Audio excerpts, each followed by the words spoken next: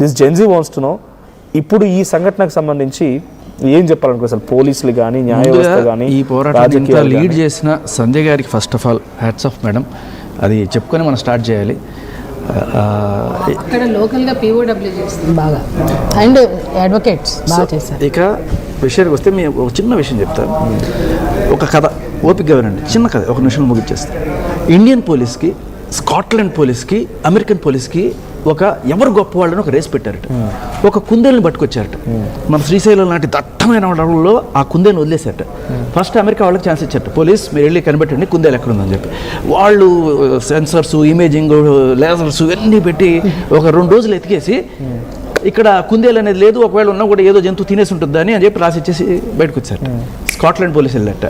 వాళ్ళు ఇంకా శాటిలైట్లు, GPSలు, నానా రకాల అన్ని టెక్నిక్లు వాడి తర్వాత బయటకు వచ్చేసి అసలు కుందేలు లేదు, అది ఉన్నా కూడా తప్పించుకొని వేరే ఎక్కడికైనా వెళ్ళిపోయి ఉంటుంది, ఇక్కడ లేదు అని చెప్పేసి మన ఇండియన్ పోలీసు వెళ్ళారట. వెళ్ళిన 10 నిమిషాల్లో పట్టుకొచ్చారట ఒక ఎలుకబంటిని, పటా పటా కొడుతున్నట్ట. నేనే కుందేలు అంటుందంటది. అర్థమైందా మేడం? అంటే పోలీస్ వ్యవస్థ మొత్తం అట్లానే ఉందా? అంటే ఇప్పుడు సత్యం బాబు అనే వ్యక్తి అసలు ఏ సంబంధం లేకుండా వాడిని పట్టుకొచ్చి కొడుతూ, అంటే జనాలు మనలాంటి మీడియా, ప్రజలు, వీళ్ళందరూ కూడా బోల్డ్ అంత ప్రెజర్ పెడితే పోలీసులు ఏదో ఒకటి చేయాలి కదా, ఏదో ఒకటి చేయాలి. ఏం చేశారు? అడవికి వెళ్ళారు, ఎలుగుబండిని పట్టుకొచ్చారు, కుందేలను చూపించారు, అంతే. As simple as that. మీకు దీనికి సంబంధించిన ఒక ఇన్స్పిరేషన్ తోటి ఒక సినిమా తీశారు, లీడర్ సినిమా చూసారా మీరు? దాంట్లో రాణా దాంట్లో సీఎంగా ఉన్నప్పుడు ఒక కేసు వస్తుంది. అయ్యా అని చెప్పి ఒక పేద ఆయన వచ్చి నా కూతుర్ని ఇట్లా అన్యాయం చేసి అత్యాచారం చేసి చంపేశారయ్యా, దీనికి న్యాయం చేయలేకపోతున్నారు అంటే ఆయన మీద ప్రెషర్ వస్తుంది సీఎం మీద. నువ్వు ఏదైతే నువ్వు నీ పదవి పీకేస్తాం లేకపోతే ఉపసంహరించుకుంటాం మద్దతు అని చెప్తే ఆయనకి ఎటువంటి పరిస్థితుల్లో ఇంకా కంపల్సరీగా ఒప్పుకోవాల్సిన పరిస్థితి వచ్చి సరే అని చెప్పి పక్కకు వచ్చి సీఎం పదవికి రాజీనామా చేస్తాడు ఆయన.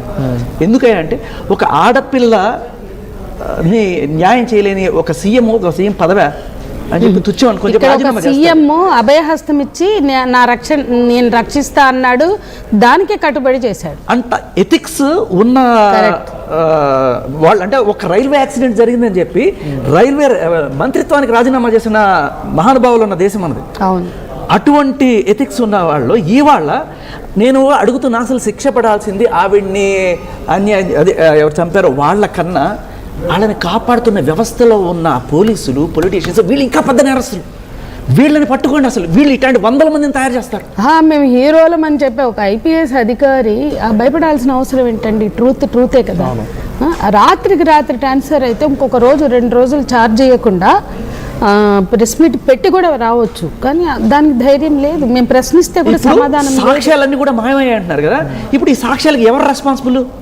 Police officer. వాళ్ళందరూ ఏం చేశారు? ఈ CBI వాళ్ళు ఒక జస్ట్ ఏదో ఎంక్వైరీ రిపోర్ట్ రాశారు కదా, ఆ సాక్ష్యాలు మాయం అవడానికి నీది కదా, నువ్వు ఆ టైంలో SP ఉన్నావు, లేకపోతే నువ్వు ఆ టైంలో ఇది ఉన్నావు, ఏం చేస్తున్నావు? నువ్వు సస్పెండ్ చేయాలా, లేకపోతే నీ మీద ఛార్జ్ తీసుకోవాలా? ఏం లేదే. కోర్టులో ఉన్నటువంటి ఆధారం కూడా ధ్వంసం జరిగాయంట. మరి కోర్టులో ఉన్నవి జరిగినాయి కాబట్టి మేక్ ద జడ్జి రెస్పాన్సిబుల్. వీళ్ళందరూ ఎలా తప్పించుకుంటున్నారు? వీళ్ళు ఇంతకన్నా పెద్ద నేరస్తులు కదా ఆ లెక్కన. ఇప్పుడు ఇక్కడ ఒక విషయం అండి, రంగనాథ్ అయేషా కేసులో రంగనాథే, మిర్యాలగూడ ప్రణయ్ కేసులో రంగనాథే. ప్రణయ్ కేసులో సాక్ష్యాధారాలన్నీ నమోదు చేసి శిక్ష పడే వరకు చేశారు. ఇక్కడ మేము ఆరోపించట్లేదుగా సాక్ష్యాధారాలు మాయమైనాయి అని. ఆర్తిరా ఉన్నా లేకున్నా మిగతా వాళ్ళకి శిక్ష పడింది కదా, లైఫ్ పడింది కదా. అంటే ప్రణయ్ దాంట్లో అతనే, మరి ఇక్కడ చేసిన పని అక్కడ ఎందుకు చేయలేదు? ఈ రోజుకి కూడా చెప్పేది 100 మంది దోషులు తప్పించుకోవచ్చు ఉంది కాబట్టి జరగలేదు. అదే నేను అంటున్నా, 100 మంది దోషులు తప్పించుకోవచ్చు, ఒక నిర్దోషికి శిక్ష పడకూడదు అనేది కదా.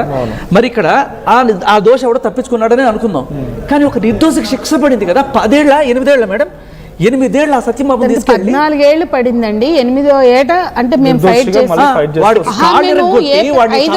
ప్రయత్నం చేసి వాడు బయటకు వచ్చేటప్పుడు కొన్ని విజువల్స్ చూశాను మేము. నేను అసలు నడవలేకపోతున్నాడు అబ్బాయి, నడవలేకపోతుంది చెప్తున్నారు మేడం. అయ్యో అతన్ని నడవలేనట్లుగా కొట్టారు, నరాలు, అతనికి చాలా జబ్బులు వచ్చినాయి.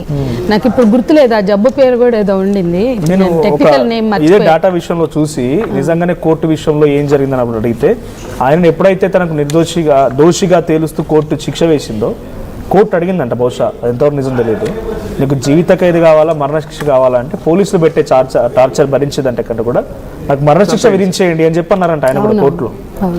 అంటే ఆయన అంతలా టార్చర్ పెట్టి ఒప్పించారు. ఇందాక మీరు కుందేలకర్ చెప్పినట్టుగా ఆ రకంగా టార్చర్. జైల్లో ఉన్నప్పుడు మన వాళ్ళు వెళ్ళి కలిస్తే చెప్పాడు, నేను అసలు నన్ను ఒప్పించారు, నేను చేయలేదు అని. అతను చెప్పిన జైల్లో ఉండి కన్నీళ్లతో అతను చెప్పిన దాన్ని బేస్ చేసుకుని ఇంత ఫైట్ జరిగింది.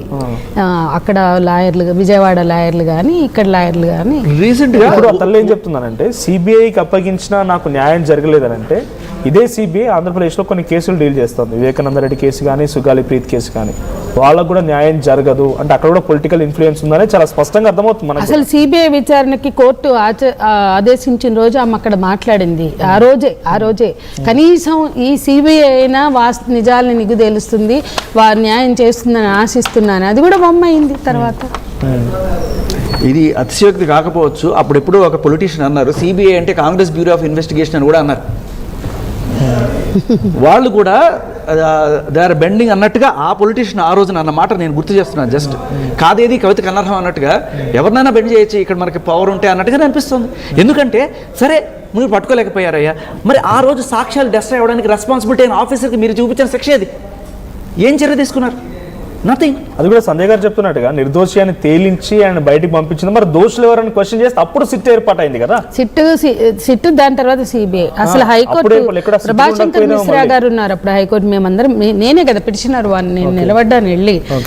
సత్యం బాబు నిర్దోషం తేలింది కదా, మాకు దోషులు ఎవరు పట్టే ఆయన చాలా ఆలోచించి చాలా చక్కగా మాట్లాడారు. ఆ తర్వాత కూడా ఇది వ్యవస్థ సిగ్గుపడవలసిన అంశం అని కూడా ఆయన కామెంట్ చేశారు ఆ రోజు. కానీ వాళ్ళు హైకోర్టు సీజేగా ఆనాడు చీఫ్ జస్టిస్ ఆఫ్ ఆంధ్రప్రదేశ్గా ఆయన చాలా స్పందించి ఇచ్చారు, ఏది ఆదేశించారు. చాలా ఎన్నో డేస్ పెట్టి ఇన్ని డేస్లో విచారణ పూర్తి చేయాలన్నారు. ఏళ్ళు గడిచిపోయింది. అసలు నిర్భయ, దిశ చూడండి. నిర్భయలో అమ్మాయి పేరు చెప్పండి మీరు, దిశలో అమ్మాయి పేరు చెప్పండి. మరి అమ్మాయి పేరు ఎలా బయటకు వచ్చింది? అత్యాచారం అని చెప్తుంటే వాళ్ళ పేరెంట్స్కి ఎంత బాధాకరం. అసలు అత్యాచారం కాదు అది. ఎట్లా అసలు ఏ రకంగా అమ్మాయి పేరు బయటకు వస్తుంది, అమ్మాయి ఫోటో బయటకు వస్తుంది? ఈ రోజు దాకా మనం నిర్భయాన్ని బయట పెట్టలేదు, దిశాని పేరు పెట్టలేదు, ఆ అమ్మాయిని ఎందుకు బయట పెట్టాం? వై? దానికి ఆన్సర్ చెప్పమనండి. అలా చిత్రీకరించిన కారణం ఏంటి సంజయ్ గారు?